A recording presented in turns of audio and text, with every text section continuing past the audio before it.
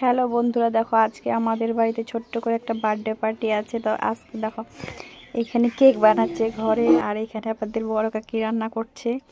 আজকে শনিবার, তার জন্য আজকে ভেজ, আজকে নন ভেজ তো হবে না। তার জন্য আজকে পনির, ফ্রাইড রাইস, ডাল এইসব রান্না করছে। এখানটা সব রেডি করা হয়েছে।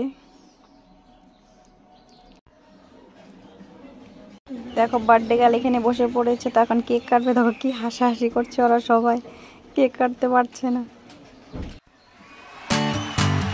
Happy birthday to